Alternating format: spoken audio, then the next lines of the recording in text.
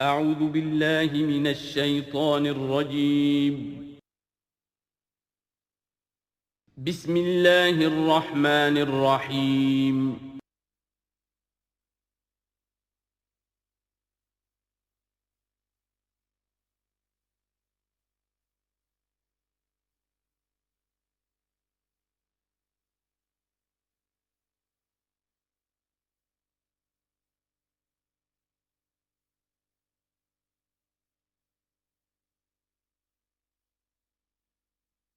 نحمده ونصلي على رسوله الكريم اما بعد فاعوذ بالله من الشيطان الرجيم بسم الله الرحمن الرحيم ايها الذين آمنوا انفقوا مما رزقناكم من قبل ان يأتي يوم لا بيع فيه ولا خلة ولا شفاعة والكافرون هم الظالمون اللہ لا الہ الا هو الحی القیوم لا تأخذه سنة ولا نوم له ما في السماوات وما في الأرض من ذا الذي يشفع عنده إلا بإذنه يعلم ما بين أيديهم وما خلفهم ولا يحيطون بشيء من علمه إلا بما شاء وسع كرسيه السماوات والأرض ولا يؤوده حفظهما وهو العلي العظيم صدق الله العظيم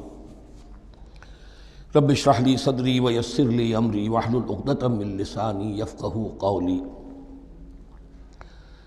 تقریباً 2 رکوعوں پر مشتمل معاملہ طالوت و جالوت کا وہ ہم پڑھ چکے ہیں، اور یہ گویا کہ اب غزوہ بدر کے لیے ذہنی اور نفسیاتی تیاری ہو رہی ہے، اور غزوات کے لیے جیسا کہ میں نے عرض کیا جہاں سرفروشی کی ضرورت ہے وہاں انفاق مال کی بھی ضرورت ہے، تو اب یہاں بڑے زوردار انداز میں پھر انفاق کی طرف توجہ دلائی جا رہی ہے۔ وہی 4 ڈوریاں ذہن میں رکھیے، انفاق اللہ کی راہ میں یعنی جہاد بالمال، قتال جہاد بالنفس کی آخری شکل، اور شریعت میں عبادات اور معاملات، یہ 4 ڈوریاں گتھی ہوئی ہیں ان 22 رکوعوں کے اندر، جن پر دوسرا نصف جو ہے سورہ بقرہ کا مشتمل ہے۔ یا ایھا الذین آمنوا انفقوا مما رزقناکم من قبل ان یأتی یوم لا بیع فیہ ولا خلۃ ولا شفاعہ، اہل ایمان خرچ کر دو ان چیزوں میں سے کہ جو اللہ نے تمہیں دی ہیں، اس سے پہلے کہ وہ دن آ دھمکے جس دن نہ کوئی خرید و فروخت ہوگی، نہ کوئی دوستی کام آئے گی، نہ کوئی شفاعت مفید ہوگی۔ والکافرون هم الظالمون، اور کافر ہی تو ظالم ہیں۔ اب یہاں کافر سے مراد کون ہے؟ کافر اصطلاحی نہیں، کافر معنوی، جو اللہ کے اس حکم انفاق کی تعمیل نہیں کرتا، دیکھتا ہے کہ دین مغلوب ہے، اس کو غالب کرنے کی جد و جہد ہو رہی ہے، اس کی کچھ تقاضے ہیں، مالی ضرورتیں ہیں اس کی، اور اللہ نے اسے قدرت دی ہے، اس میں خرچ کر سکتا ہے اور نہیں کرتا، وہ ہے اصل کافر۔ اس کے بعد وہ آیت آ رہی ہے جو قرآن حکیم کی عظیم ترین آیت ہے، حضور فرمان نبوی صلی اللہ علیہ وسلم، آیت الکرسی۔ اس کا تو نام بھی چونکہ معروف ہے، میں نے جو آپ کو بڑے بڑے حکمت کے موتی اور بڑے بڑے پھول آپ کو گنوائے ہیں، آیت الآیات، آیت البر، آیت الاختلاف، اور اب یہ ہے آیت الکرسی، توحید کے عظیم ترین خزانوں میں سے ہے۔ ہی سیدۃ آیات القرآن، حضور نے فرمایا یہ تمام آیات قرآنی کی سردار ہے۔ جس طریقے سے آیہ بر اور سورۃ العصر میں ایک نسبت ہے کہ ہدایت اور نجات کی شرائط ساری کی ساری ایک چھوٹی سی صورت میں اللہ نے جمع کر دی، والعصر ان الانسان لفی خسر الا الذین آمنوا وعملوا الصالحات وتواصوا بالحق وتواصوا بالصبر، لیکن اس کی تفصیل ایک آیت میں آئی، وہ آیت البر ہے۔ چنانچہ جو منتخب نصاب ہم نے مرتب کیا ہے دعوت قرآن کے لیے، میں پہلا درس سورۃ العصر کا ہے اور دوسرا درس آیت البر کا ہے۔ جو نسبت سورۃ العصر میں ہے کہ وہ سورت ہے، یہ آیت ہے، لیکن اس آیت میں کئی صورتیں نکل سکتی ہیں حجم کے اعتبار سے سورۃ العصر کے برابر۔ یہی نسبت ہے سورہ اخلاص میں، 4 آیتیں، توحید کا عظیم ترین خزانہ. اور یہ آیت الکرسی، یہ آیت ہے. سورہ اخلاص اس میں 4 بن جائیں گی حجم کے اعتبار سے، لیکن اسے حضور نے ثلث قرآن قرار دیا ہے. توحید کے موضوع پر جامع ترین سورۃ الاخلاص، لیکن توحید اور خاص طور پر توحید فی الصفات کے موضوع پر عظیم ترین آیت یہ آیت الکرسی ہے. اللہ لا الہ الا ہو، اللہ وہ معبود برحق ہے جس کے سوا کوئی الہ نہیں. بڑا کیٹیگوریکل. الحی القیوم، وہ زندہ ہے از خود اور با خود، اس کی زندگی مستعار نہیں ہے. وہ جو کہا ہے کہ مانگ کے لائے تھے 4 دن، 2 آرزو میں کٹ گئے 2 انتظار میں، عمر دراز مانگ کے لائے تھے. اللہ کی زندگی ہے اس کی از خود زندگی، کسی کی دی ہوئی نہیں. اور اس زندگی میں کوئی ضعف نہیں، کوئی کمزوری نہیں، کوئی احتیاج نہیں. آگے آ جائے گا، نہ اسے نیند آتی ہے نہ اونگ آتی ہے. قیوم، خود اپنی جگہ وہ زندہ جاوید ہستی ہے، اور باقی ہر شے کا وجود اس کے حکم سے قائم ہے. کوئی شے قائم نہیں ہے بغیر اس کے اذن کے. تو گویا کہ احد اور الصمد، اللہ اپنی جگہ احد لیکن باقی پوری کائنات کے لیے صمد ہے. جو سورہ اخلاص میں 2 الفاظ آئے ہیں، قل هو اللہ احد اللہ الصمد. اللہ حی ہے اور قیوم ہے. لا تأخذہ سنۃ ولا نوم، اس پر غالب نہیں ہو سکتی نہ نیند نہ اونگ. لہو ما فی السماوات و ما فی الارض، آسمانوں اور زمین میں جو کچھ ہے اسی کا ہے. ملکیت تامہ، ملکیت حقیقی اس کی ہے. من ذا الذی یشفع عندہ الا باذنہ، کون ہے وہ جو شفاعت کر سکے اس کے پاس مگر اس کی اجازت سے. اب یہ مقام آیا ہے سورہ بقرہ میں پہلی مرتبہ. 3 مرتبہ کیٹیگوریکل ڈینائل کے بعد کوئی شفاعت نہیں، کوئی شفاعت نہیں، کوئی شفاعت نہیں.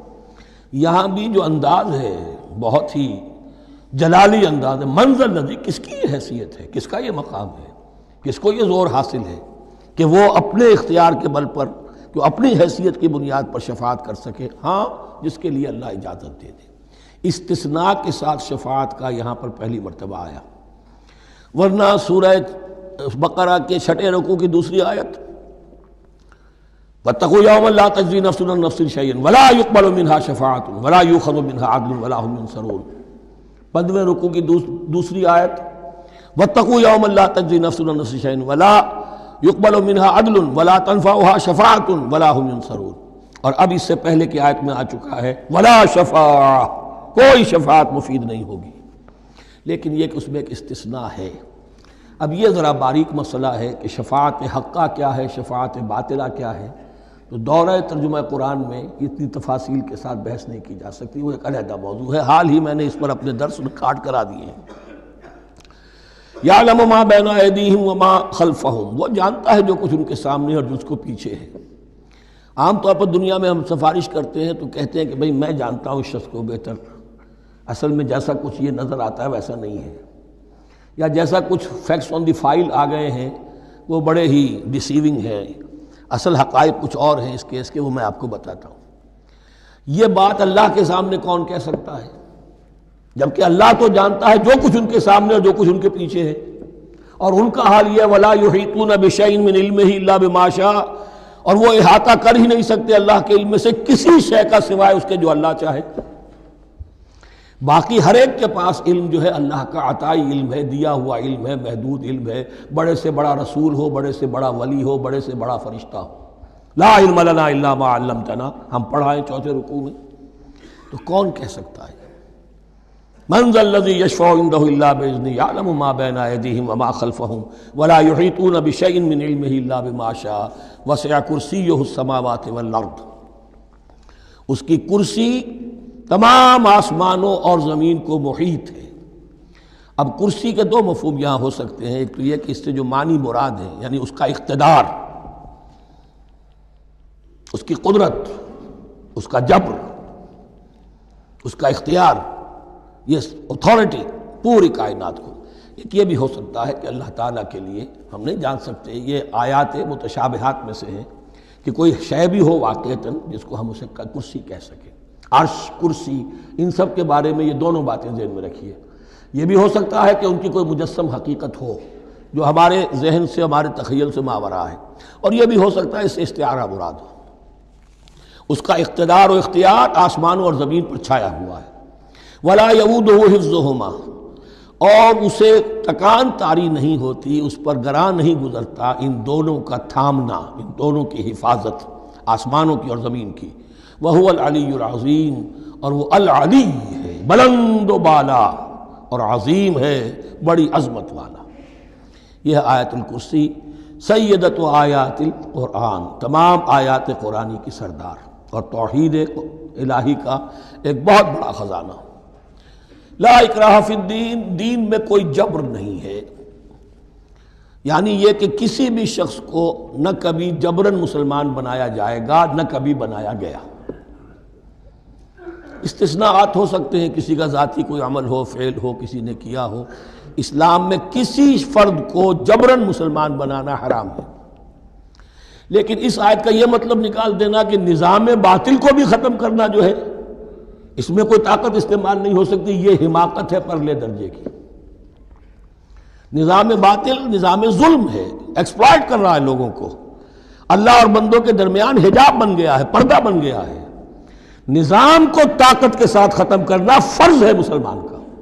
طاقت نہیں ہے تو ٹھیک ہے، طاقت حاصل کرنے کی کوشش کرتا رہے، لیکن جو مسلمان نظام باطل کو ختم کرنے کی آرزو اور ارادے سے خالی ہے، اس کے دل میں یہ ارادہ نہیں ہے، اس کے دل میں ایمان نہیں ہے۔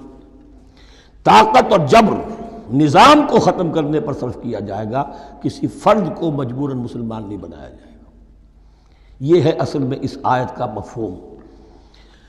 لا اکراہ فی الدین قد تبین الرشد من الغی، رشد، ہدایت واضح ہو چکی ہے کجی سے۔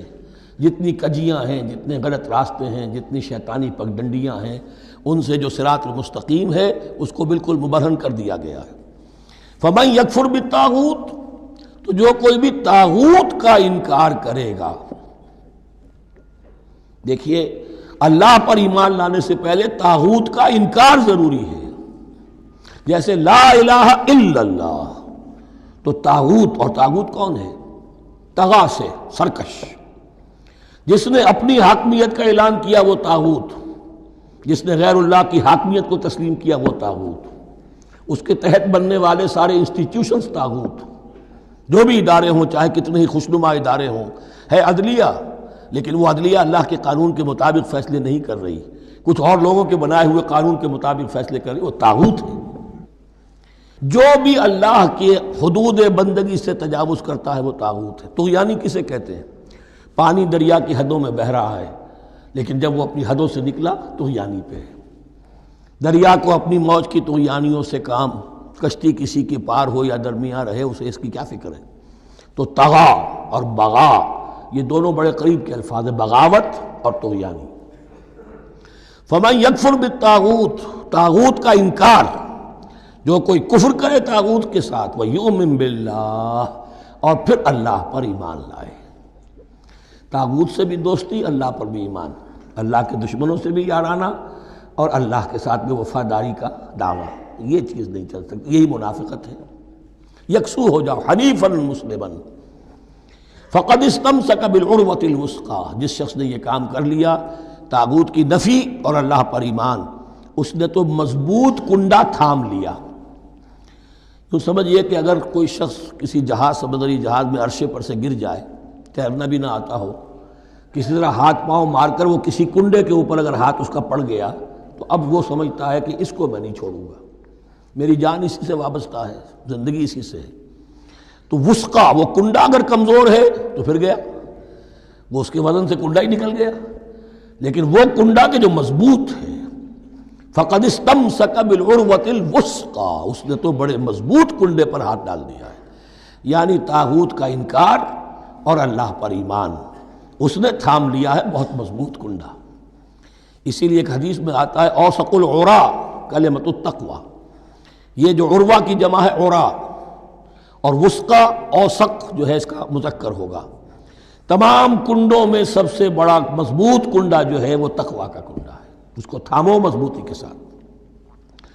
لا اکراہ فی الدین قد تبین الرشد من الغی فمن یکفر بالطاغوت ویؤمن باللہ فقد استمسک بالعروۃ الوثقی لا انفصام لها، وہ کبھی علیحدہ ہونے والا، ٹوٹنے والا نہیں ہے، یہ کنڈا بہت مضبوط ہے۔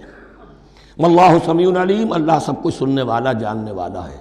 اللہ ولی الذین آمنوا یخرجہم من الظلمات الی النور، ایمان در حقیقت ایک دوستی کا رشتہ قائم کرتا ہے اللہ اور بندے کے درمیان۔ اللہ ولی ہے اہل ایمان کا، یہ ولایت باہمی ہے، دو طرفہ ولایت ہے۔ بندہ اللہ کا ولی بن جائے، ولی اللہ، الا ان اولیاء اللہ لا خوف علیہم ولا هم یحزنون، اللہ بندے کا ولی ہے، دوستی دو طرفہ ہے۔ اللہ ولی الذین آمنوا یخرجہم من الظلمات الی النور، اللہ پشت پناہ ہے، مددگار ہے، دوست ہے ان کا کہ جو ایمان لائے اور انہیں نکالتا رہتا ہے ظلمات، اندھیروں کے مختلف شیڈز میں سے نور کی طرف۔ یہ آپ نوٹ کریں گے قرآن میں نور ہمیشہ تنہا آتا ہے، واحد، انوار کا لفظ قرآن میں نہیں ہے۔ نور ایک حقیقت واحدہ ہے، لیکن ظلمات ہمیشہ جمع میں آئے گا، اس کے شیڈز مختلف ہیں، شیڈز آف ڈارکنس، بہت گہری ڈارکنس ہے، ذرا اس سے کمتر ہے، اس سے کمتر ہے۔ تو جتنے بھی شیڈز ہیں، کفر کا ہے، شرک کا ہے، الحاد کا ہے، مادہ پرستی کا ہے، ایگنوسٹسزم کا ہے، لا ادریت کا ہے، جتنے بھی فلسفے غلط ہیں، جتنے بھی نظریات غلط ہیں، جتنے بھی عمل کی غلط راہیں ہیں، ان سب کے اندھیاروں سے نکال کر اللہ تعالیٰ اہل ایمان کو ایمان کی روشنی کے اندر لاتا رہتا ہے۔ والذین کفروا اولیاءہم الطاغوت، ان کے برعکس جنہوں نے کفر کیا ان کے پشت پناہ اور ساتھی اور مددگار ہیں اب طاغوت۔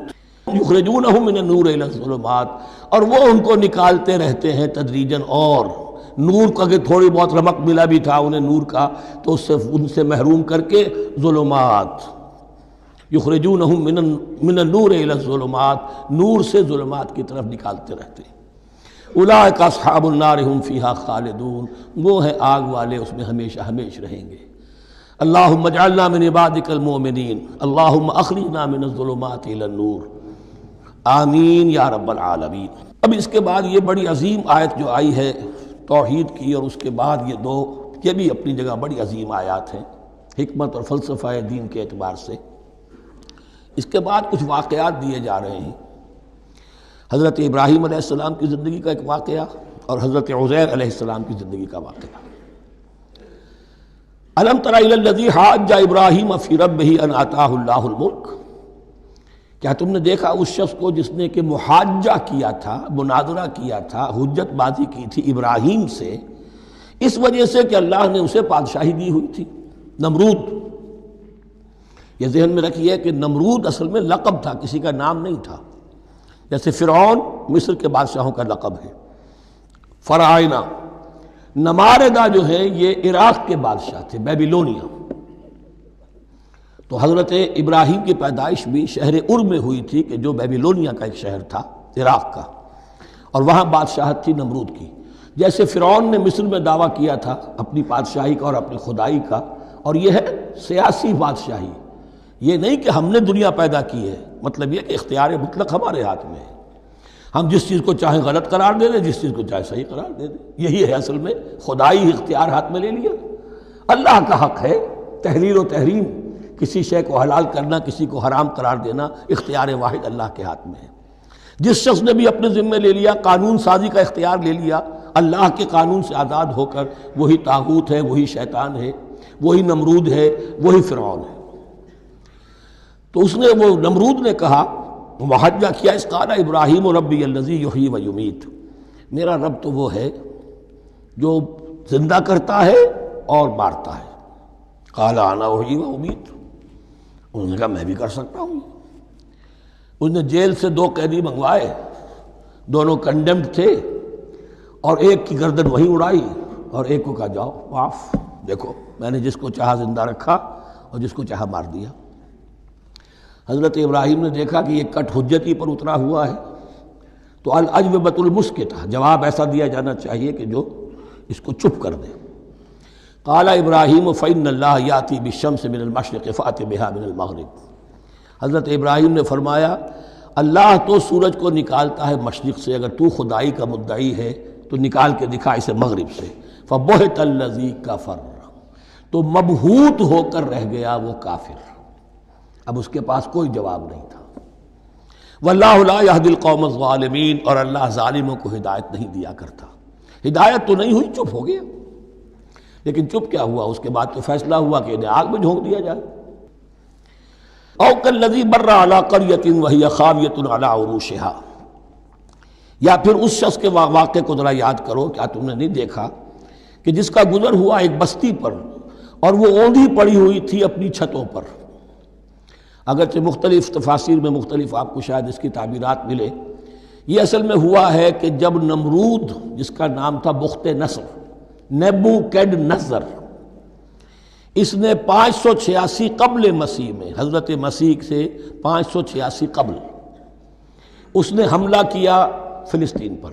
دیکھیے عراق اور فلسطین کی، اسرائیل کی اور عراق کی اس وقت بھی سب سے بڑی دشمنی ہے آپس میں، وہی دشمنی جو ہے 2500 سال پرانی بھی ہے۔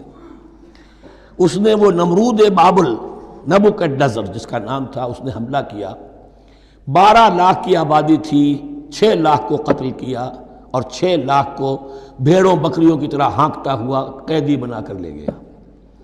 150 برس تک کیپٹیوٹی میں رہے ہیں یہ، اور یروشلم اجڑا رہا ہے، کوئی نفس نہیں، کوئی متنفس نہیں تھا، کوئی انسان نہیں، کوئی 2 اینٹیں سلامت نہیں چھوڑی۔ اسی وقت وہ ہیکل سلیمانی جو ہے وہ شہید کیا گیا، اور ان کے کہنے کے مطابق اس کے ایک تہخانے میں وہ تابوت سکینہ بھی تھا جہاں ربائی ان کے موجود تھے، اور وہ ربائی بھی وہیں پر ان کی موت واقع ہوئی، اور تابوت سکینہ بھی ہے، اگر ان کا قول صحیح ہے۔ تو جس زمانے میں یہ اجڑی ہوئی بستی تھی، حضرت عزیر علیہ السلام کا گزر ہوا، انہوں نے دیکھا کوئی متنفس نہیں، تو انہوں نے کیا کہا؟ قال انا یحیی ھذہ اللہ بعد موتہا، اللہ اس بستی کو اس کے اس طرح مردہ اور برباد ہو جانے کے بعد کیسے زندہ کرے گا؟ اب اس میں کیسے احیاء ہو سکتا ہے؟ دوبارہ کیسے اس میں لوگ آ کر آباد ہو سکتے ہیں؟ اتنی بڑی بربادی، اتنی تباہی، کوئی متنفس نہیں، کوئی 2 اینٹیں سلامت نہیں۔ فَأَمَاتَهُ اللَّهُ مِئَةَ عَامٍ ثُمَّ بَعَثَهُ، تو اللہ نے اس پر موت وارد کر دی 100 برس کے لیے، اور پھر انہیں اٹھایا۔ قَالَ كَمْ لَبِثْتَ، سوال کیا کتنے عرصے رہے ہو یہاں؟ حضرت عزیر جو ہیں، چونکہ جو رینائسنس ہوا ہے تاریخ بنی اسرائیل میں، اس کے نقیب، اس کے اصل جو بنیاد ہے وہ یہ ہے۔ انہوں نے پھر اصلاح کی، جو زوال ان میں آیا تھا اخلاقی اور دینی، پھر یہ اٹھے کمر کس کر، جب اللہ تعالیٰ نے یہ مشاہدات کرا دیے، اور پھر جا کر وہاں تبلیغ کی اور دعوت کی دی، اور وہی ان یہودیوں کے اندر جو کیپٹیوٹی میں تھے انہیں پھر اصل دین کی تعلیم دی، روح دین کو زندہ کیا، تو گویا کہ وہاں سے پھر ان کا احیاء ہوا ہے۔ کب لبثت، کتنے عرصے رہے ہوگے تم؟ قال لبثت یوما و بعض یوم، اب اس کو ایسے محسوس ہوا جیسے سویا تھا تھوڑی دیر کے لیے، میں 1 دن رہا ہوں یا دن کا کچھ حصہ۔ قال بل لبثت 100 عام، نہیں، اللہ نے فرمایا نہیں، تم 100 سال رہے ہو۔ فانظر الی طعامک و شرابک لم یتسنہ، تو ذرا اپنے کھانے اور جو مشروب تمہارے ساتھ تھا سفر میں، ذرا اس کو دیکھو، ان کے اندر کوئی بساند پیدا نہیں ہوئی، سڑے نہیں ہیں، ان کے اندر کوئی خرابی پیدا نہیں ہوئی۔ وانظر الی حمارک، آپ دوسری طرف اپنے گدھے کو دیکھو جو تمہاری سواری کا گدھا تھا۔ وَلَنَجْعَلَكَ آیَةً لِلنَّاسِ، وہ بالکل ختم ہو چکا تھا، اس کی ہڈیاں ہی رہ گئی تھیں، گوشت گل چکا تھا، کچھ نہیں تھا، 100 برس۔ وانظر الی حمارک وَلِنَجْعَلَكَ آیَةً لِلنَّاسِ، اور ہمیں تو بنانا ہے تجھے ایک نشانی لوگوں کے لیے، یعنی خود اے عزیر تمہیں ایک نشانی بنانا ہے، اور تمہیں نشانی بنانے کے لیے یہ نشانی ہم تمہیں دکھا رہے ہیں، تاکہ یقین جو ہے، یقین کامل تمہارے اندر پیدا ہو جائے۔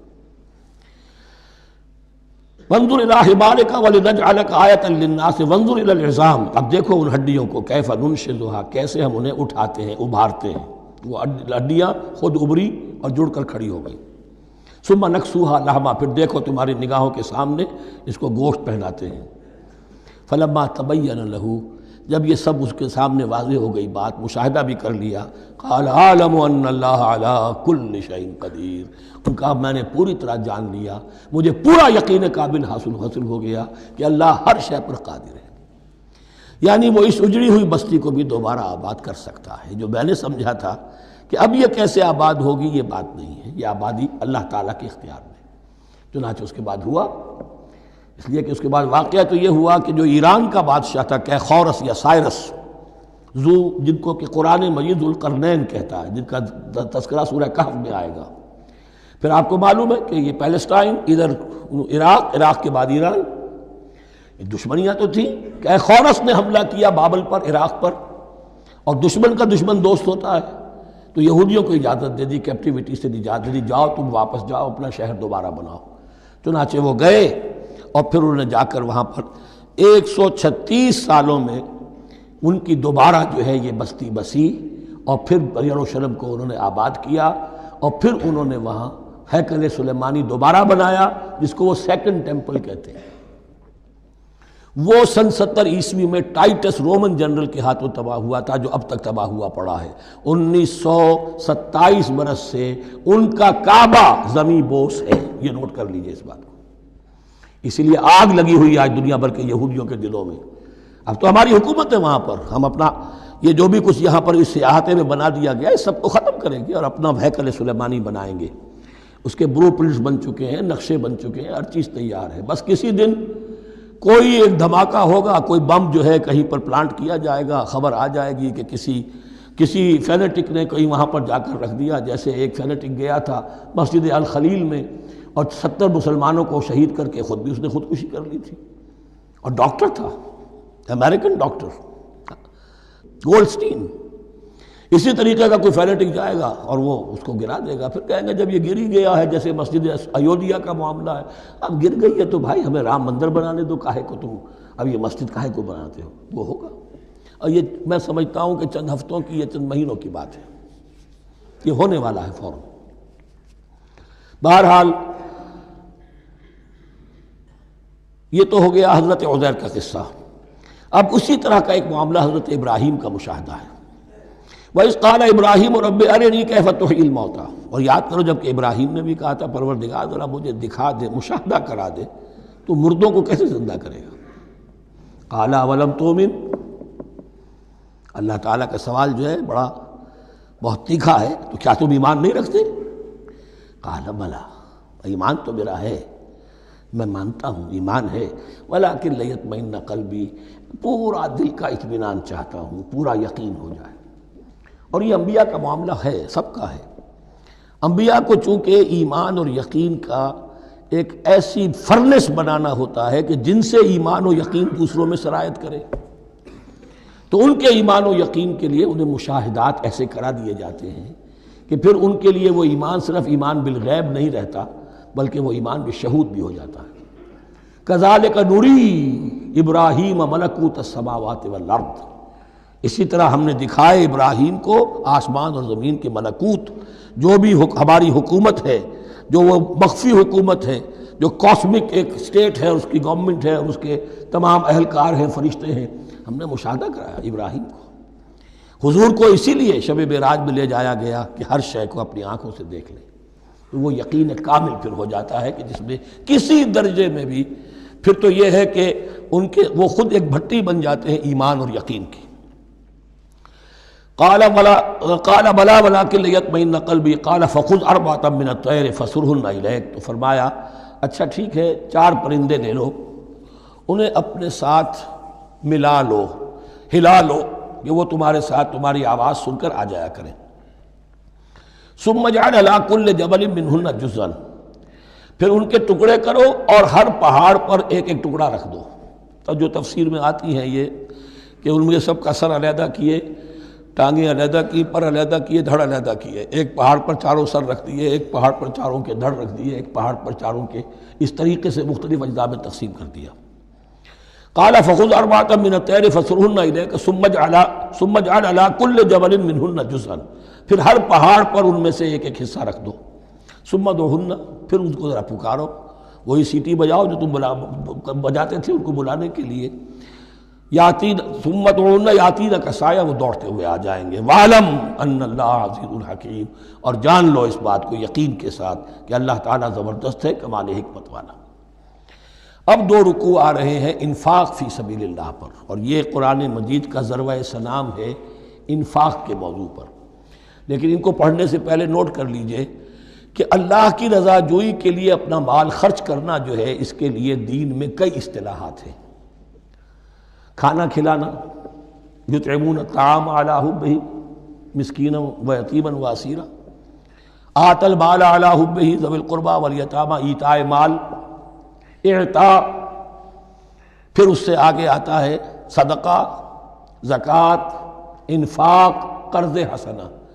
یہ 5-6 ٹرمز ہیں، لیکن ان ٹرمز کے اندر ایک تقسیم ذہن میں رکھیے کہ 2 مدیں ہیں بڑی بڑی اللہ تعالیٰ کی رضا جوئی کے لیے مال خرچ کرنے کی۔ ایک مد ہے غرباء، یتامى، مساکین، محتاج، بیوائیں، ان کے لیے، یعنی ابنائے نو میں سے، یہ آپ کے معاشرے کے اجزاء ہیں، آپ کے بھائی بند ہیں، آپ کے رشتہ دار ہیں، آپ کے اعزاء و اقرباء ہیں، ان کے لیے خرچ کرنا۔ تو یہ بھی اللہ کو بہت پسند ہے، اس کا اجر ملے گا، یہ بھی گویا کہ اللہ تعالیٰ ہی کے لیے آپ نے خرچ کیا۔ ایک ہے عین اللہ کے دین کے لیے خرچ کرنا، انفاق کا لفظ اس کے لیے ہے، اور قرض حسنہ اس کے لیے۔ انفاق مال، انفاق فی سبیل اللہ، اللہ کی راہ میں خرچ کرنا، اللہ کے دین کی دعوت کو عام کرنا، اللہ کی کتاب کے پیغام کو عام کرنا، اللہ کے دین کی دعوت کو اس طرح ابھارنا کہ باطل کے ساتھ زور آزمائی کرنے والی ایک طاقت پیدا ہو جائے، ایک جماعت وجود میں آئے، اس کے لیے اساز و سامان فراہم کیے کرنا، تاکہ دین کے غلبے کی ہر مرحلے کے جو تقاضے اور ضرورتیں ہیں وہ پوری ہو سکیں۔ تو جو اس کام میں صرف ہوگا وہ ہے انفاق فی سبیل اللہ، یا اللہ کے ذمے قرض حسنہ۔ تو یہاں اصل میں اس کی بات ہو رہی ہے، انفاق کی۔ مثل الذین ینفقون اموالہم فی سبیل اللہ ہے، مثال ان کی جو اپنے مال خرچ کرتے ہیں اللہ کی راہ میں۔ عام طور پر یہ فی سبیل اللہ جو ہے وہ سبیل پانی کی بنا دی، وہ بھی سبیل ہے، ٹھیک ہے، وہ بھی سبیل تو ہے، نیکی کا وہ بھی راستہ ہے، سبیل اللہ ہے، لیکن یہ کہ فی سبیل اللہ خرچ جو ہے اس کا بالکل مفہوم اور ہے۔ وہ صدقہ ہے، خیرات ہے، زکوٰۃ بھی اصلاً جو ہے وہ غریبوں کا حق ہے، لیکن اس میں بھی ایک مد سبیل اللہ کی رکھی ہوئی ہے۔ اگر تو آپ کے قریب اعزاء و اقارب ہیں، غرباء ہیں، تو ان کا حق فائق ہے، پہلے ان کو دی۔ بہرحال فی سبیل اللہ انفاق۔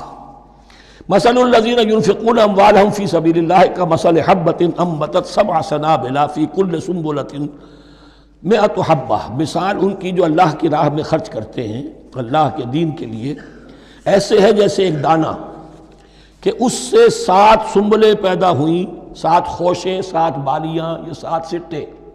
باجرے کا سٹہ ہوگا، کتنے دانے ہوتے ہیں اس میں؟ مکئی کا سٹہ ہے، اس میں کتنے دانے ہیں؟ فی کل سنبلۃ 100 حبہ، اس میں 100 دانے موجود ہیں ہر ایک میں، تو ایک دانے سے 700 دانے وجود میں آ گئے۔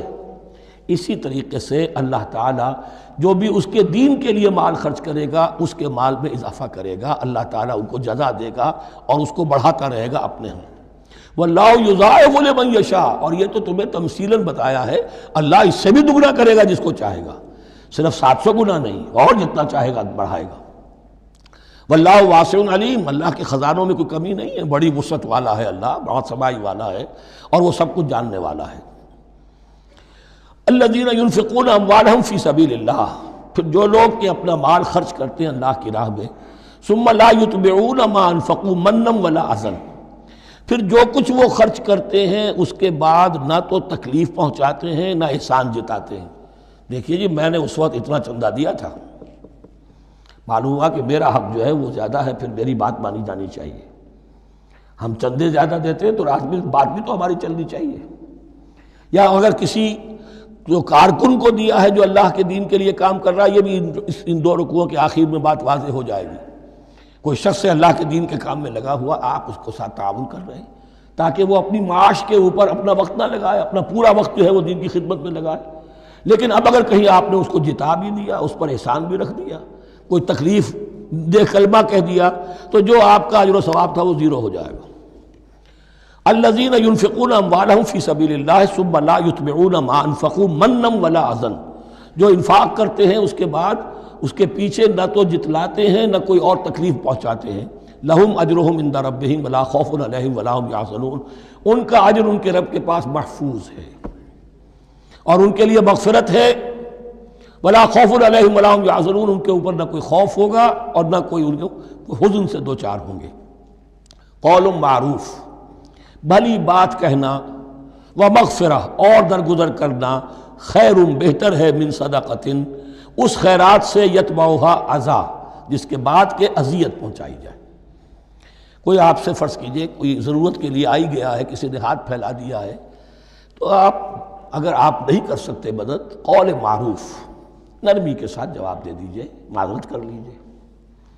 یا یہ ہے کہ اگر کسی سائل نے آپ کے ساتھ درستی کی ہے تو پھر بھی یہ ڈانٹیے نہیں، وَأَمَّا السَّائِلَ فَلَا تَنْهَرْ، پھر بھی یہ ہے کہ مغفرت معاف کیجئے۔ یہ کہیں بہتر ہے اس سے کہ دے تو دیا، خیر من صدقۃ یتبعھا اذی، اس کے بعد اسے 2-4 جملے بھی سنوا دیے، کوئی اور سلواتیں بھی سنا دی اسے، تو اس کا کوئی فائدہ نہیں ہوا۔ واللہ غنی حلیم، اللہ تعالیٰ غنی ہے اور حلیم ہے۔ یہ کیوں کہا گیا کہ تم اگر کسی کو دے رہے ہو تو اصل میں اللہ کو دے رہے ہو۔ ایک حدیث میں آتا ہے کہ اللہ تعالیٰ اپنے بندے سے شکایت کرے گا، اے میرے بندے تیرے پاس مال تھا، میں نے تجھ سے مال طلب کیا تھا، میں بھوکا تھا، میں نے تجھ سے روٹی مانگی، تو نے مجھے کھلایا نہیں۔ بندہ کہے اللہ تو غنی ہے، تجھے بھوک، تجھے احتیاج، کہ وہ جو میرا بندہ تھا جو بھوکا تھا، اس نے جو مانگا تھا تجھ سے وہ میں ہی تھا، اصل میرا بندہ تھا۔ الخلق عیال اللہ، تجھ سے انہیں کھانے کو نہیں دیا تمہیں، تو گویا کہ مجھے نہیں دیا۔ اے میرے بندے میں ننگا تھا، میں نے تجھ سے میں چاہا کہ میرا سطر ڈھانپ دے، مجھے کوئی لباس دے دے، لیکن یہ کہ تو نے نہیں دیا۔ یہ اسی طریقے سے تو سمجھ لیجئے کہ اللہ تو غنی ہے، جو دے رہے ہو سمجھ لو کہ اللہ کو دے رہے ہو، اور حلیم ہے، وہ حلم والا ہے، فوراً نہیں پکڑتا تمہیں۔ تم جو بھی کرتے ہو جو دل سے اتری ہوئی شے وہ اللہ کے نام پہ دے دو، جو ردی چیز ہے وہ اللہ کے نام پہ دے دو، تو اللہ تعالیٰ کی غیرت جو ہے اسی وقت اگر جوش میں آ جائے اور تمہیں پیس کے سرما کر دے وہ، تو وہ کر سکتا ہے، لیکن نہیں، حلیم ہے، وہ دیکھتا ہے کہ میری توہین کر رہا ہے، مجھے دے رہا ہے اور یہ دے رہا ہے۔ یا ایھا الذین آمنوا لا تبطلوا صدقاتکم بالمن والاذی، اے اہل ایمان اپنے صدقات کو باطل نہ کر لو، نسیہ منسیہ ہو جاتے ہیں، بالمن والاذی، جتلا کر اور کوئی اذیت بخش بات کہہ کر۔ کالذی ينفق مالہ رئاء الناس، ان لوگوں کی طرح، اس شخص کی طرح جو اپنا مال خرچ کرتا ہے لوگوں کو دکھانے کے لیے، دے تو رہا ہے صدقات، چیریٹی ہاؤس، بڑے بڑے ادارے قائم کر دیے ہیں، یہ کہ سب ریاکاری ہے۔ کوئی سرکار دربار میں رسائی کے لیے فاؤنڈیشنز بنے ہوئے، کچھ اپنے وہ ٹیکس بچانے کے لیے، کچھ اور اپنی ناموری، کیونکہ پھر الیکشن بھی لڑنا ہے۔ یہ سارے کام جو ہوتے ہیں اللہ جانتا ہے کس کی کیا نیت ہے۔ لا تبطلوا صدقاتکم بالمن والاذی کالذی ينفق مالہ رئاء الناس ولا یؤمن باللہ والیوم الآخر، جو ریاکاری کر رہا ہے وہ حقیقت میں ایمان نہیں رکھتا اللہ پر اور یوم آخر پر۔ یہ ریا اور یہ ایمان ایک دوسرے کی ضد ہے، جیسا کہ حدیث بار بار سنا چکا ہوں، من صلی یرائی فقد اشرک، ومن صام یرائی فقد اشرک، ومن تصدق یرائی فقد اشرک۔ جس نے دکھاوے کے لیے نماز پڑھی اس نے شرک کیا، جس نے دکھاوے کے لیے روزہ رکھا اس نے شرک کیا، جس نے دکھانے کے لیے لوگوں کو صدقہ خیرات دیا اس نے شرک کیا۔ ولا یؤمن باللہ والیوم الآخر فمثلہ کمثل صفوان علیہ تراب فاصابہ وابل فترکہ صلدا، تو اس کی مثال اس چٹان کی سی ہے اس پر کچھ تھوڑا سا غبار، کچھ ریت جم گئی تھی، تو اگر کسی چٹان کے اوپر کچھ تھوڑی سی تہ آ گئی ہو مٹی کی، وہاں آپ نے کوئی بیج ڈال دیے، کوئی فصل بھی ہو گئی۔ فاصابہ وابل، اب آیا زوردار ایک بارش کا چھینٹا پڑا، زوردار بھی پڑا، فترکہ صلدا، وہ ساری اوپر کی تھوڑی سی تہ تھی، وہ مٹی بھی بہہ گئی اور آپ کی محنت بھی گئی، وہ آپ کا بیج بھی گیا اور آپ کی فصل بھی گئی۔ وہ چٹان جو ہے چٹیل چٹان وہ اندر سے نکل آئی، یعنی سب کچھ گیا۔ ریاکاری میں اس کا مطلب یہ ہے مال بھی دیا اور حاصل کچھ نہ ہوا، بیج بھی گیا، اور اللہ کے ہاں کسی اجر و ثواب کا سوال ہی نہیں۔ لا یقدرون علی شیء مما کسبوا، جو محنت انہوں نے کی تھی، اس تھوڑی سی مٹی جو جم گئی تھی اس میں بھی کچھ ہل چلایا تھا، کچھ بیج ڈالا تھا، اب اس میں کوئی قدرت انہیں حاصل نہیں ہے، سب کچھ گیا۔ واللہ لا یہدی القوم الکافرین، اور اللہ ایسے کافروں کو ہدایت نہیں دیتا، راہ یاب نہیں کرتا۔ ومثل الذین ینفقون اموالہم ابتغاء مرضات اللہ، اس کے برعکس وہ لوگ، وہی سائملٹینیس کنٹراسٹ، جب ایک ریاکاری کے خرچ کے لیے وہ ایک مثال دی گئی، تمثیل اور تشبیہ دی گئی، تو اب جو واقعتاً اللہ تعالیٰ کے اجر و ثواب کے لیے خلوص و اخلاص کے ساتھ خرچ کرتا ہے اس کے لیے بھی مثال۔ فَمَثَلُ الَّذِينَ يُنْفِقُونَ أَمْوَالَهُمْ ابْتِغَاءَ مَرْضَاتِ اللَّهِ، اور مثال ان لوگوں کی جو خرچ کرتے ہیں اپنے مال اللہ کی رضا جوئی کے لیے، خوشی حاصل کرنے کے لیے، وَتَثْبِيتًا مِّنْ أَنفُسِهِمْ، اور اپنے عزم کی پختگی کے ساتھ، اپنے نفس کی پختگی کے ساتھ، کَمَثَلِ جَنَّةٍ، ان کی مثال اس باغ کی ہے، بِرَبْوَةٍ، جو ذرا بلندی پر ہے، باغ ہے، جیسا کہ میں نے عرض کیا نیچرل باغ کا یہی تصور ہوتا تھا، ذرا اونچائی پر جو ہے پلانٹیشن ہے، ندی بہہ رہی ہے کوئی دامن میں جس سے خود بخود اس کو اریگیشن ہو رہی ہے، کَمَثَلِ جَنَّةٍ بِرَبْوَةٍ، یہیں سے یہ قادیانیوں نے لفظ ربوہ لے کر اور اپنا وہ شہر بنایا ہے پاکستان میں۔ اصابہ وابل، اب اگر اس باغ کے اوپر زوردار منہ آ جائے خوب بارش برسے، فآتت اکلہا ضعفین، تو اس کا پھل جو ہے دگنا ہو جائے گا۔ فإن لم یصبھا وابل فطل، اور اگر زوردار میںہ نہ آئے، بارش نہ برسے، تو تھوڑا بہت چھینٹا بھی پڑے گا تب بھی اس کا تو بہرحال پھل جو ہے وہ برقرار رہے گا۔ واللہ بما تعملون بصیر، اور جو کچھ تم کر رہے ہو اللہ تعالیٰ اس کو دیکھ رہا ہے۔ دروں بینی کرتے رہا کرو کہ تم یہ مال جو خرچ کر رہے ہو واقعتاً خلوص دل کے ساتھ، اخلاص نیت کے ساتھ اللہ ہی کے لیے کر رہے ہو، کہیں اس میں کوئی اور جذبہ، کہیں تمہارا غیر شعوری طور پر کوئی جذبہ شامل نہ ہو جائے، تو انٹراسپیکشن ہو، اپنے غریبانوں میں جھانکتے رہو۔ اَیَوَدُّ أَحَدُکُمْ أَن تَکُونَ لَهُ جَنَّةٌ مِّن نَخِیلٍ وَأَعْنَابٍ تَجْرِی مِن تَحْتِہَا الْأَنْہَارُ، کیا تم میں سے کوئی شخص پسند کرے گا کہ اس کا ایک باغ ہو اور کھجور کا درخت ہو اس میں، اور انگور کی بیلیں بھی ہوں، اور اس کے دامن میں ندیاں بہتی ہوں، نیچرل اریگیشن بھی ہے، کھجور کے درخت بھی ہیں، اور بیلوں کی ٹٹیاں لگی ہوئی ہیں انگوروں کی، اور انگوروں کی بیلیں ہیں۔ لہو فیہا من کل الثمرات، اس کے لیے اس باغ میں ہر طرح کا میوہ ہے۔ فاصابہ الکبر، اب اس پر بڑھاپا بھی طاری ہو گیا ہے۔ وَلَهُ ذُرِّيَّةٌ ضُعَفَاءُ، اور اس کی اولاد ہے ابھی چھوٹی عمر کی، کم سن ہے، کمزور ہے۔ فَأَصَابَهَا إِعْصَارٌ، کہ اچانک اس باغ کے اوپر ایک ایسا بگولا، ایک ایسی آندھی آئی جس میں آگ ہے، فِيهِ نَارٌ، کوئی ایسا آگ بھری آندھی آئی۔ فَأَصَابَهَا إِعْصَارٌ فِيهِ نَارٌ فَاحْتَرَقَتْ، پورا کا پورا باغ جل کر جلس کر رہ گیا۔ کذالک یبین اللہ لکم الآیات لعلکم تتفکرون، اس طرح اللہ تعالیٰ تمہارے لیے اپنی آیات کو واضح کرتا ہے تاکہ تم تفکر کرو۔ یعنی ایک انسان نے ساری عمر سمجھا ہے کہ بڑی میرے نیکی کمائی ہے، میں نے یہ کیا ہے، میں نے فاؤنڈیشن بنایا، میں نے مدرسہ قائم کر دیا، میں نے یتیم خانہ بنا دیا، لیکن یہ کہ اچانک کسی وقت آنکھ کھلے گی، جب آنکھ کھلی گل کی تو موسم تھا خزاں کا، معلوم ہوگا یہ تو کچھ بھی نہیں تھا، یہ تو گویا کہ ایک بگولا آیا سب کو جلا گیا، اس لیے کہ اس میں اخلاص تھا ہی نہیں، اس میں نیت جو ہے اس میں کھوٹ تھا، اس میں ریاکاری تھی، اس میں لوگوں کو دکھانا مقصود تھا۔ پھر حال وہی ہوگا جس طرح کہ وہ بوڑھا اب کفِ افسوس مل رہا، اب کیا کرے، بوڑھا ہو چکا ہے، دوبارہ تو باغ لگا نہیں سکتا، لہذا جب وہ موت آ جائے گی تو گویا کہ اب اس کے لیے موقع نہیں ہے کہ دوبارہ کوئی کام اور کر سکے۔ یا ایھا الذین آمنوا انفقوا من طیبات ما کسبتم ومما اخرجنا لکم من الارض، اے ایمان والو خرچ کرو، اللہ کے لیے دینا ہے، اللہ کے دین کے لیے دینا ہے، اللہ کے نام پر دینا ہے۔ من طیبات ما کسبتم، جو چیز تم نے کمائی ہے اس کی اچھی چیز، پاکیزہ چیز، بہتر چیز تو۔ ومما اخرجنا لکم من الارض، اور جو کچھ ہم نے نکالا تمہارے لیے زمین سے۔ اب زمین سے ظاہر بات ہے جو بھی نباتات آ رہی ہے، چاہے وہ کوئی چراہ گاہ ہے تو اس کے اندر سے جو ہے وہ بھی ہریاول ہے تو اللہ نے پیدا کی ہے، کھیت کے اندر آپ نے محنت کی ہے، ہل چلایا ہے، بیج ڈالے ہیں، لیکن یہ کہ فصل کا اگانا تو آپ کے کام ہاتھ نہیں ہے، تو اللہ کے ہاتھ میں ہے۔ تو جو کچھ ہم نے نکالا ہے تمہارے لیے، وَمِمَّا أَخْرَجْنَا لَكُم مِّنَ الْأَرْضِ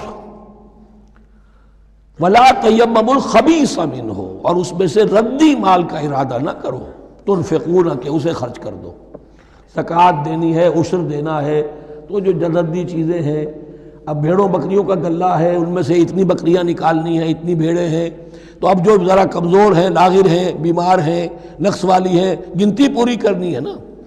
اسی طریقے سے عشر نکالنا ہے تو گندم کا ڈھیر لگا ہوا ہے، اس میں سے کہیں بارش پڑ گئی تھی، وہ نکال دو۔ ولا تیمموا، تیمم کے معنی یہاں نوٹ کر لیجئے، قصد کرنے کے ہیں۔ ولا تیمم الخبیث منہ، کہ اس میں سے جو ردی مال ہے جو ناپسند ہے اس کا قصد نہ کرو، تنفقون کہ اسے خرچ کرو، وَلَسْتُمْ بِآخِذِيهِ اور تم ہرگز نہیں ہوگے اس کو لینے والے۔ ایسا بھی تو ہو سکتا ہے کہ تم محتاج ہو جاؤ اور تمہیں ضرورت پڑ جائے، پھر اگر تمہیں کوئی ایسی چیز دے گا تو تم قبول نہیں کرو گے۔ وَلَسْتُمْ بِآخِذِيهِ إِلَّا أَن تُغْمِضُوا فِيهِ، اللہ یہ کہ چشم پوشی کرنے پر مجبور ہو جاؤ، احتیاج اس درجے کی ہو کہ جو بھی مل جائے، ردی مل جائے، اچھا مل جائے، نفیس مل جائے، خبیث مل جائے، جو بھی مل جائے چشم پوشی کرو۔ اس کے سوا آدمی جو ہے وہ اپنے طیب خاطر کے ساتھ جو ہے وہ ردی شے قبول نہیں کر سکتا۔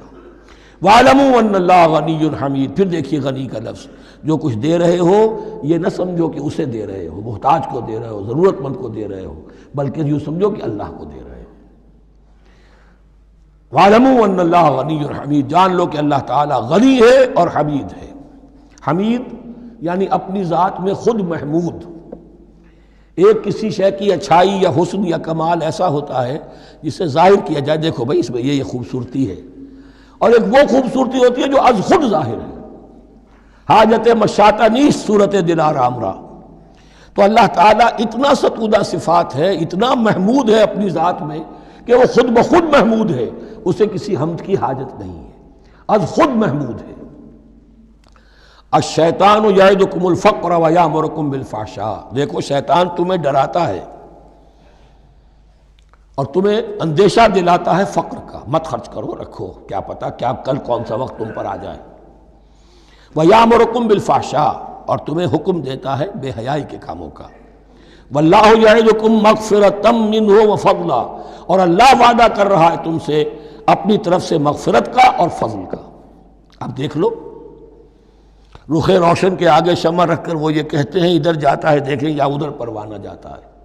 اب شیطان کی طرف جانا چاہتے ہو، اس کی بات ماننا چاہتے ہو، خوف رکھتے ہو کہیں ایسا نہ ہو جائے کہ فقر آ جائے مجھ پر، مجھے اپنا مال سنبھال کر رکھنا چاہیے، سینت رکھنا چاہیے، تو تم شیطان کی چال میں آ گئے، تم نے اس کی پیروی کی۔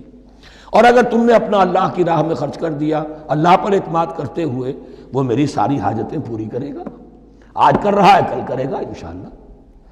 تو یہ ہے واللہ یعدکم مغفرۃ منہ وفضلا واللہ واسع علیم، اللہ بہت وسعت والا ہے، اس کے خزانوں کی کوئی محدودیت کا تصور اپنے ذہن میں نہ رکھو، اور سب کچھ جاننے والا ہے۔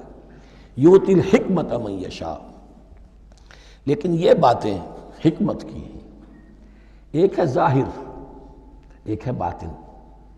باطن جو ہے وہ حکمت سے نظر آتا ہے، ظاہر تو سب کو نظر آ رہا ہے۔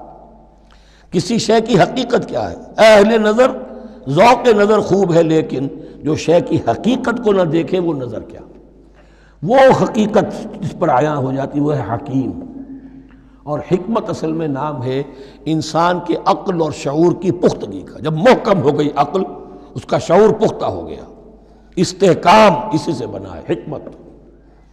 یؤتی الحکمت، اللہ تعالیٰ یہ فہم کی پختگی، عقل کی پختگی، شعور کی پختگی، حقائق رسی، حقائق تک پہنچ جانے کی صلاحیت دیتا ہے جس کو چاہتا ہے۔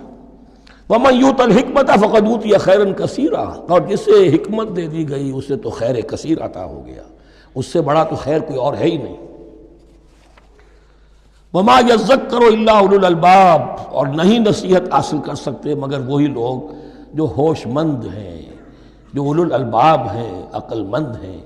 لیکن جو دنیا پر ریجھ گئے ہیں، جن کے سارا دلی اطمینان اسی پر ہے کہ کافی ہے، بینک بیلنس بھی ہے، یہ بھی ہے، وہ بھی ہے، اتنے سٹاکس بھی ہیں، اتنا یہ بھی ہے، اتنا ہمارا جو ہے وہ جو بیلنس شیٹ آئی ہے اس کے ایسیٹس یہ ہیں، اگر اسی پر سارا بھروسہ اور اطمینان ہے تو ظاہر بات ہے وہ اولو الالباب نہیں ہے۔ وَمَا أَنفَقْتُم مِّن نَفَقَةٍ أَوْ نَذَرْتُم مِّن نَذْرٍ، اور جو بھی کچھ تم خرچ کرتے ہو، جو بھی نفقہ، جو بھی خیرات تم دیتے ہو، اور نظر تم من نظرین، اور یا جو بھی نظر تم دیتے ہو اللہ کے نام پر، منت مانگتے ہو، فإن اللہ یعلم، اللہ تعالیٰ اس سب کو جانتا ہے۔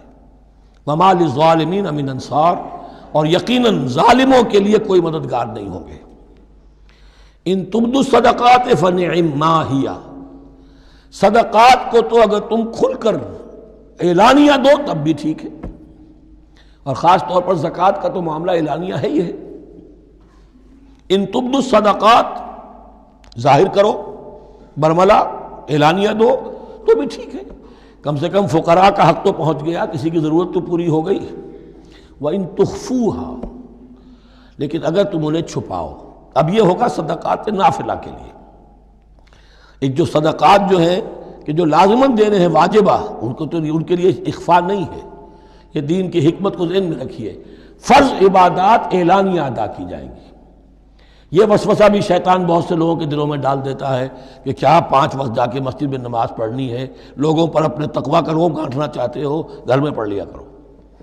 یا داڑھی رکھو گے، کیا چاہتے ہو؟ تم چاہتے ہو کہ لوگ تمہیں سمجھے متقی ہے تو میں اس لیے داڑھی نہیں رکھتا، ہوتا ہے وسوسہ۔ لیکن جو چیز واجب ہے وہ علن اعلان کرو، اس کے اظہار میں کوئی رکاوٹ نہیں۔ ہاں جو صدقات نافلہ ہیں، جو نماز نفل ہے، اسے چھپا کر کرو، اس کا اظہار بہت بڑا فتنہ ہوتا ہے، نفل عبادت کا اظہار بہت بڑا فتنہ ہے۔ وَإِن تُخْفُوهَا، اگر چھپاؤ، وَتُؤْتُوهَا الْفُقَرَاءَ، اور تم وہ ضرورت مندوں کو دے دو، فَهُوَ خَيْرٌ لَكُمْ، وہ تمہارے لیے بہت بہتر ہے۔ اب دیکھیے خیر لکم کہا، یہ تمہارے لیے بہتر ہے۔ پہلے کہا تھا ظاہر کر کے دیتے ہو فنعما ہی، تو وہ بھی ٹھیک ہی ہے، اس لیے کہ فقراء کا حق تو چلیے ادا ہو گیا، کچھ نہ کچھ مل تو گیا، خسیس کے اور کنجوس کے مال میں سے کچھ نکلا تو صحیح۔ ان تبدوا الصدقات فنعما ہی وان تخفوها وتؤتوها الفقراء فهو خیر لکم ویکفر عنکم من سیئاتکم، اور اللہ تعالیٰ دور کر دے گا تم سے تمہاری برائیوں کو۔ واللہ بما تعملون خبیر، اور جو کچھ تم کر رہے ہو اللہ تعالیٰ اس سے باخبر ہے۔ لیس علیک ہداہم، اے نبی آپ کے ذمے نہیں ہے کہ ان کو ہدایت دے دیں۔ آپ کی یہ دیکھیے علیکہ ذمہ داری ہو جاتی ہے، فرض۔ لام لکا یہ ہو جاتا ہے کسی کے حق میں۔ القرآن حجت لکا او علیکہ، یا یہ قرآن تمہارے حق میں حجت ہے، یہ شفاعت کرے گا تمہاری قیامت کے دن اگر تم نے اسے مانا جیسے کہ ماننے کا حق ہے، پڑھا جیسے کہ پڑھنے کا حق ہے، عمل کیا جیسے کہ عمل کرنے کا حق ہے، پھر اس کی دعوت و تبلیغ کی جیسے کہ اس کا حق ہے، تو یہ تمہارے حق میں حجت ہوگا۔ اور اگر تم نے اس کے حقوق ادا نہ کیے، یہ تمہارے خلاف مدعی بن کر کھڑا ہو جائے گا۔ القرآن حجت لک او علیک، یہ تم پر آئے گا وبال۔ اے اللہ یہ بدبخت مجھے مانتا تھا کہ میں تیرا کلام ہوں، پڑھتا نہیں تھا، مجھے پڑھتا تھا تو جیسے کسی طوطا مینا کو، جو مولانا ماہر قاضی کی نظم ہے، کچھ بول سکھائے جاتے ہیں، رٹائے جاتے ہیں، اس طرح پڑھایا جاتا ہوں اور اس طرح سکھایا جاتا ہوں، وہ اس طریقے سے پڑھ رہے ہیں، کچھ پتہ نہیں۔ 1-2 روپے کا اخبار لائیں گے تو سمجھ کر پڑھیں گے، اللہ کی کتاب کو سمجھ کے پڑھنے کی ضرورت نہیں۔ پڑھا تو عمل نہیں کیا بدبخت نے۔ ما آمن بالقرآن من استحل محارمہ، تو لام اور علا کا یہ استعمال ذہن میں رکھیے۔ لیس علیک ہداہم، آپ پہ ذمہ داری نہیں ہے ان کی ہدایت کی، آپ پر ذمہ داری تبلیغ۔ ہم نے بھیجا ہے آپ کو، انا ارسلناک بالحق بشیرا ونذیرا ولا تسأل عن اصحاب الجحیم، یہ آیت ہم پڑھ چکے ہیں پہلے حصے میں۔ ولکن اللہ یہدی من یشاء، وہ تو اللہ تعالیٰ ہدایت دیتا ہے جس کو چاہتا ہے۔ وما تنفقوا من خیر فلانفسکم، اور جو بھی خیر، جو بھی بھلائی، جو بھی مال تم خرچ کرو گے وہ تمہارے اپنے لیے بہتر ہے، تمہیں اجر و ثواب ملے گا، تمہیں کو مل جائے گا 700 گنا 1400 گنا۔ وما تنفقون الا ابتغاء وجه اللہ، یہاں یہ فعل مضارع آیا ہے نفی نہیں کے مفہوم میں۔ لا تنفقون، ما تنفقون یعنی تم نہیں خرچ کرو گے مگر اللہ کی رضا کے لیے، تب اجر ملے گا۔ اگر ریاکارانہ خرچ کیا تھا تو کوئی اجر کا کیا سوال، وہ تو شرک بن جائے گا۔ وما تنفقون الا ابتغاء وجه اللہ وما تنفقوا من خیر یوفى الیکم وانتم لا تظلمون، اور جو بھی خیر تم خرچ کرو گے، خیر میں سے جو بھی دولت خرچ کرو گے، یوفى الیکم، پورا تمہیں لوٹا دیا جائے گا، وانتم لا تظلمون، اور تم پر کوئی ظلم نہیں ہوگا، تمہاری کوئی حق تلفی نہیں ہوگی۔ اب آیا ہے آخری ٹیپ کا بند۔ انفاق فی سبیل اللہ کا سب سے بڑھ کر حقدار کون ہے؟ للفقراء الذین احصروا فی سبیل اللہ، وہ ضرورت مند کہ جو گھر کر رہ گئے اللہ کی راہ میں، جیسے اصحاب صفہ تھے، بیٹھے ہوئے ہیں، کوئی کام نہیں کر رہے، حضور سے علم سیکھ رہے ہیں، اور جہاں جہاں سے دعوت آ رہی ہے کہ حضور بھیجیے ہمارے ہاں کوئی مبلغین، وہاں سے ان کو بھیجا جا رہا ہے۔ اب وہ معاش کی جد و جہد کرتے تو یہ تعلیم کیسے حاصل کرتے؟ یا اسی طرح دین کی کوئی خدمت ہے، کوئی آپ نے تحریک اٹھائی ہے، اب اس میں آپ کو کچھ نہ کچھ کارکن تو چاہیے، ان کارکنوں کی بھی تو آخر معاش کا ہے درجہ۔ اگر وہ سارا 8 گھنٹے دفتروں میں کھائیں اور وہاں ڈانٹیں بھی سنیں افسروں کی، اور پھر 2 گھنٹے جانا 2 گھنٹے آنا، اب وہ کون سا وقت نکالیں گے دین کے کام کا؟ کیا کریں گے؟ کہاں سے وقت آ جائے گا؟ کچھ لوگ تو ہونے چاہیے جو ہمہ وقت لگ جائیں، لیکن ہمہ وقت تو لگ گئے، لیکن پیٹ تو ان کے بھی ہے، اولاد تو ان کے بھی ہوگی۔ للفقراء الذین احصروا فی سبیل اللہ، جو گھیرے میں آ گئے ہیں اللہ تعالیٰ کی راہ کی جد و جہد میں، جہاد فی سبیل اللہ کی سعی میں، وہ اس طریقے سے مصروف ہو گئے ہیں، لا یستطیعون ضربا فی الارض، اب وہ زمین میں گھوم پھر کر تجارت کرنے کی ان کے اندر ان کے پاس وقت ہی نہیں ہے، نہیں چل پھر سکتے زمین میں اپنی معاش کے لیے۔ یحسبهم الجاہل اغنیاء من التعفف، اب یہ اس طرح کے فقیر تو ہیں نہیں جو لپٹ کر مانگتے ہوں، انہیں عام طور پر جو ناواقف شخص ہے وہ سمجھتا غنی ہے، اس سے کوئی ضرورت ہی نہیں، اس نے کبھی مانگا ہی نہیں، لیکن اس نے مانگا اس لیے نہیں ہے کہ وہ اس طرح کا سائل نہیں ہے، اس طرح کا وہ سوالی نہیں ہے، وہ فقیر نہیں ہے، وہ تو اللہ کے دین کے لیے اپنے آپ کو اس نے لگا دیا ہے۔ یہ تمہارا کام ہے کہ دیکھو، یحسبهم الجاہل اغنیاء من التعفف، وہ جو مانگنے سے رک رہے ہیں اپنی عزت نفس کی حفاظت کی خاطر، اس کی وجہ سے ناواقف آدمی سمجھتے ہیں کہ تو غنی ہے، اسے کوئی ضرورت نہیں ہے۔ تعرفهم بسیماہم، تم پہچان لوگے انہیں ان کے چہروں سے۔ ظاہر بات ہے کہ فقر کا، احتیاج کا اثر چہرے پر تو آ جاتا ہے۔ اگر آپ کو نیوٹریشن صحیح نہیں مل رہی ہے تو ظاہر بات ہے چہرے پر اس کا اثر ہوگا۔ تعرفهم بسیماہم لا يسألون الناس الحافا، وہ لپٹ کر لوگوں سے سوال نہیں کرتے، مانگتے نہیں ہیں، وہ ان سائلوں کی طرح نہیں ہے جو اصل میں اپنی محنت وصول کرتے ہیں، کھڑے ہو کر آپ کے سر ہو کر آپ سے کچھ نہ کچھ نکلوا لیتے ہیں زبردستی، اس طریقے سے تو وہ نہیں مانگیں گے۔ یہ بات اہم مسئلہ ہے۔ اقامت دین کی جد و جہد میں جو لوگ ہمہ وقت لگ جائیں، آخر ان کے لیے کیا ذریعہ ہو؟ میں یہاں تفصیل میں نہیں جا سکتا، وقت بھی اس چنگ کا ختم ہو رہا ہے، لیکن یہ سمجھ لیجئے کہ یہ 2 رکوع جو ہیں انفاق کا پورا مضمون، اس کا کلائمیکس جو ہے وہ یہ آیت ہے، للفقراء الذین احصروا فی سبیل اللہ لا یستطیعون ضربا فی الارض یحسبهم الجاہل اغنیاء من التعفف تعرفهم بسیماہم لا یسألون الناس الحافا وما تنفقوا من خیر فإن اللہ بہ علیم۔ اور جو بھی تم دولت مال خرچ کرو گے تو اللہ تعالیٰ اس کے علم میں ہوگا، یہ نہ سمجھنا کہ اللہ کے علم میں نہیں ہے۔ خاموشی کے ساتھ، اخفاء کے ساتھ ایسے لوگوں کے ساتھ تعاون کرو گے تو اللہ تعالیٰ جو ہے تمہیں اس کا پورا بھرپور بدلہ دے گا۔ بارک اللہ لی و لکم فی القرآن العظیم ونفعنی و ایاکم بالآیات والذکر الحکیم۔